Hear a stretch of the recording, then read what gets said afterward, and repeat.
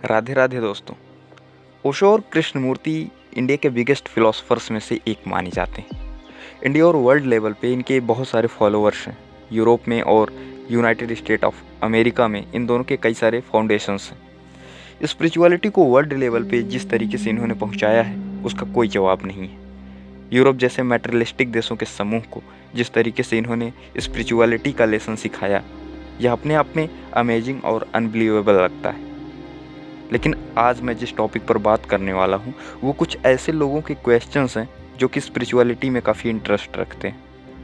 इन लोगों के कुछ बेसिक से क्वेश्चंस हैं कि ओशो और कृष्णमूर्ति में क्या क्या डिफरेंसेस हैं और इन दोनों में बेस्ट कौन है, लोगों को अवेयर करने में कौन सबसे ज़्यादा सक्सेसफुल रहा है। इन सारे क्वेश्चंस के जवाब बेसिकली ओशो को मैंने जितना पढ़ा है और समझा है और कृष्णमूर्ति को जितना पढ़ा है, समझा है, ऑब्जर्व किया है, उस बेस पर देने का प्रयास करूँगा। और इन दोनों के अबाउट में लोगों में जिस तरीके की धारणाएं हैं और दुनिया में इनकी वजह से जो चेंजेस आए हैं, इन सारे एस्पेक्ट्स को साथ लेकर समझने की कोशिश करते हैं। पहली चीज़, ओशो और कृष्णमूर्ति के पर्पज़ में कोई भी डिफरेंस नहीं है, बिकॉज दोनों का पर्पज़ लोगों को अवेयर करना ही था।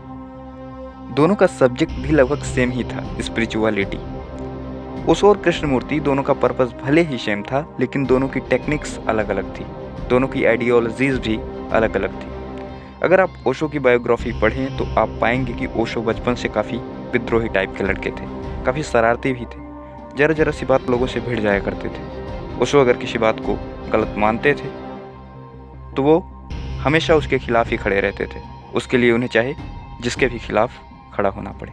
और शायद इसीलिए ओशो के बचपन को ओशो का विद्रोही बचपन कहा जाता है। जबकि अगर आप कृष्णमूर्ति की बायोग्राफी पढ़ते हैं तो आप पाएंगे कि कृष्णमूर्ति बचपन में काफ़ी शांत स्वभाव के, दुबले पतले और बहुत ही कम बोलने वाले लड़के की श्रेणी में आते थे। ये बचपन से एक नैतिक स्वभाव के, इनका बचपन काफ़ी साफ सुथरा है, ये हमेशा ही वाद विवादों से दूर रहे। ओशो और कृष्णमूर्ति के बचपन में कोई भी सिमिलैरिटी नज़र नहीं आती है, दोनों एक दूसरे के काफ़ी अपोजिट लगते हैं। जब मैं कहता हूँ कि ओशो और कृष्णमूर्ति की आइडियोलॉजी अलग अलग थी, तो ऐसा क्यों? अगर बात कृष्णमूर्ति की करें तो कृष्णमूर्ति ने कोई भी ऐसा टॉपिक नहीं छोड़ा है जिस पर कि उन्होंने कुछ बोला ना हो। उन्होंने एक इंसान के जीवन से जुड़ी सभी मेंटल प्रॉब्लम्स पर काफ़ी गहराई से अपनी बात रखी है। अगर कोई कृष्णमूर्ति को ध्यान से समझने की कोशिश करे तो वो एक बहुत ही ज़्यादा खुश और सक्सेसफुल इंसान बन सकता है। कृष्णमूर्ति ने भले ही सभी सब्जेक्ट्स पर लेक्चर्स दिए हों, लेकिन इन्होंने कभी भी किसी भी विशेष व्यक्ति की आलोचना नहीं की, कभी भी इन्होंने कोई भी कंट्रोवर्शियल स्पीच नहीं दी। इन्होंने अपने जीवन में सिर्फ और सिर्फ अध्यात्म को ही जोड़ कर रखा। कृष्णमूर्ति का विवादों से कोई भी संबंध नहीं रहा है। अगर इस पूरी बात को क्लैरिफाई करें तो मेरा कहने का मतलब ये है कि कृष्णमूर्ति ने केवल सच का ही हाथ पकड़ा। इन्होंने सच को सच कहा और पूरी ताकत से कहा, लेकिन इन्होंने कभी गलत को एक्सपोज करने की कोशिश नहीं की। शायद कृष्णमूर्ति ने गलत के खिलाफ आवाज़ उठाने के मैटर को ज़्यादा इम्पोर्टेंस नहीं दिया। कृष्णमूर्ति की सारी फिलॉसफी पॉजिटिविटी पर ही आधारित थी।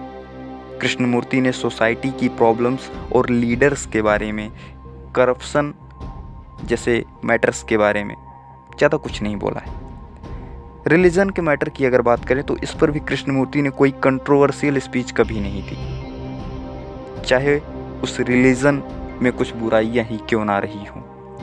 लेकिन अगर बात ओशो की करें तो ये कृष्णमूर्ति के अबाउट में मैंने ऊपर जितनी बातें कही, ओशो हर बात में अपोजिट ही नज़र आते हैं। एक बार ये हो भी सकता है कि कृष्णमूर्ति ने कोई सब्जेक्ट छोड़ दिया हो, भूल गए हो उस पर बोलना, यह ज़रूरी नहीं समझा हो, लेकिन ओशो ने कोई भी सब्जेक्ट नहीं छोड़ा।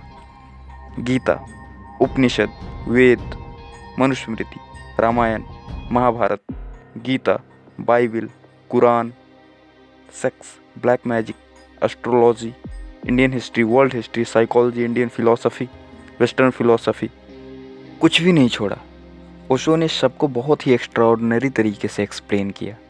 और ओशो को अगर कंट्रोवर्शियल गुरु कहा जाए तो भी इसमें कुछ गलत नहीं होगा। ओशो का विवादों से काफ़ी डीप रिलेशन रहा है।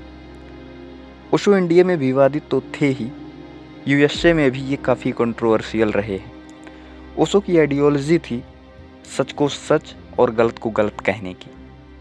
ओशो ने जितनी जोर से सच का समर्थन किया, उतनी ही ताकत से गलत का विरोध भी किया है। ओशो ने काफ़ी रिलीजन के अंधविश्वासों और उनके कुछ गलत रूल्स के बारे में काफ़ी खुलकर बात की है। ओशो गांधी के आइडियोलॉजी के काफ़ी अगेंस्ट थे और ये बात वो खुलकर बोलते थे। ओशो का मानना था कि अगर तुम गलत को गलत नहीं कह सकते, अगर तुम गलत के आगे घुटने टेक देते हो या सर झुका लेते हो, तो तुम कभी भी सत्य को नहीं जान सकते, क्योंकि तुम एक डरपोक व्यक्ति हो और डरपोक कभी भी सत्य का साक्षात्कार नहीं कर सकता। लेकिन जब मैं ये कहता हूँ कि ओशो और कृष्णमूर्ति की टेक्निक्स अलग अलग थी, तो इसका क्या मतलब है? देखिए, यह मेरा टेक्निक शब्द का इस्तेमाल करने का ये मतलब है कि इन्होंने अपनी बातों में इंटरेस्ट कैसे बिल्ड किया, जो लोग इन्हें सुनने के लिए काफ़ी उतावले रहते थे। कृष्णमूर्ति का मानना था कि जो ज्ञान का प्यासा है वो खुद ज्ञान के तालाब तक चलकर आएगा, और शायद इसीलिए कृष्णमूर्ति ने जिस टॉपिक पर बोला है केवल उसी पर बोला है, केवल उसे ही एक्सप्लेन करने का प्रयास किया है। इन्होंने अपनी बातों, अपनी बुक्स में बहुत ज़्यादा एग्जाम्पल्स का यूज नहीं किया है। इनकी बातों में आपको स्टोरीज़ नहीं मिलेंगी। कृष्णमूर्ति ने अपनी बातों को बहुत ज़्यादा इंटरेस्टिंग, या फिर कहें कि बहुत ज़्यादा एक्स्ट्राऑर्डिनरी, या फिर कहें कि बहुत ज़्यादा अट्रैक्टिव बनाने का कोई भी प्रयास नहीं किया है। और शायद इसीलिए कृष्णमूर्ति की बातें और इनकी किताबें सुनने और पढ़ने वाले को खींचती नहीं हैं। कृष्णमूर्ति पर ऐसे बहुत सारे एलिगेशंस लगते रहे हैं कि कृष्णमूर्ति बहुत ही ज़्यादा उबाऊ हैं, इनकी बुक्स बहुत ही ज़्यादा बोरिंग हैं। कृष्णमूर्ति को वही पढ़ सकता है जिसका कि स्पिरिचुअलिटी में काफ़ी इंटरेस्ट हो, वह काफ़ी क्यूरियस हो, एक खोजी हो, उससे ही कृष्णमूर्ति की बातों में आनंद आ सकता है। लेकिन ओशो की इस मुद्दे पर राय काफ़ी अलग थी। ओशो ने अपनी बातों को हर तरफ से सजाने का प्रयास किया, उसे खूबसूरत बनाने का प्रयास किया, उसे इंटरेस्टिंग बनाने का प्रयास किया, या फिर कहें कि उसमें काफ़ी अट्रैक्ट करने वाली चीज़ें उन्होंने ऐड करी। ओशो अपनी हर एक छोटी से छोटी बात को आकर्षक कहानियों के थ्रू बताने का प्रयास करते थे, और शायद इसीलिए ही लोग ओशो को सुनने या पढ़ने में काफ़ी इंटरेस्टेड रहते हैं। ओशो इन सारी टेक्निक्स के थ्रू अपनी बातों को काफ़ी नॉर्मल तरीके से समझा देते थे। ओशो कहते हैं कि मैं अपनी बातों को सजाने का प्रयास इसलिए करता हूँ कि अगर मैं इसे इतना खूबसूरत नहीं बनाऊँगा, इतना इंटरेस्टिंग नहीं बनाऊँगा, तो लोग मेरी बातों की तरफ आकर्षित क्यों होंगे। ये मेरा उत्तरदायित्व है कि मैं इस तरह से बात करूं, मैं अपनी बातों को लोगों तक इस तरह से रखूं कि उनके कान मेरी बातों को सुनने के लिए विवश हो जाएं, क्योंकि तभी मेरी बातें उनके हृदय तक पहुंचेंगी और उन्हें परिवर्तित कर पाएंगी। वो कहते हैं कि जब कोई घर का पालतू जानवर बीमार हो जाता है तो हम उसे दवा खिलाते हैं, रोटियों में लपेट कर। जानते हो क्यों? क्योंकि अगर उसे सीधे सीधे दवा खिलाई जाएगी तो वो नहीं खाएगा, लेकिन जब उसे वो दवा रोटी के साथ लपेट कर खिलाई जाती है तो वो खा लेता है, क्योंकि उसका स्वाद बढ़ जाता है और फिर उस दवा का पता भी नहीं चलता। और इसी तरह से अपनी बातों को हमें लोगों तक ऐसे पहुंचानी चाहिए कि वो उन्हें बहुत ही ज़्यादा मधुर लगे, लेकिन वो उनके हृदय में पहुंचकर एक सकारात्मक परिवर्तन लाएं। और शायद इसीलिए मैं अपनी बातों को इतना खूबसूरत बनाने का प्रयास करता हूँ, क्योंकि मैं समझता हूँ कि ये मेरा उत्तरदायित्व है। खैर, ऐसे बहुत सारे डिफरेंसेस हैं, आपको मिल जाएंगे ओशो और कृष्णमूर्ति के बीच में।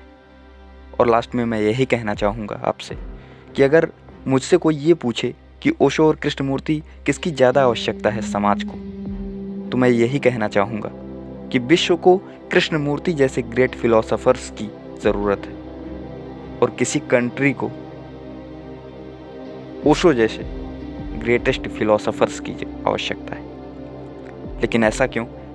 तो इस टॉपिक पर किसी और वीडियो में बात करते हैं। तब तक के लिए हमें दीजिए इजाज़त। नमस्कार, राधे राधे।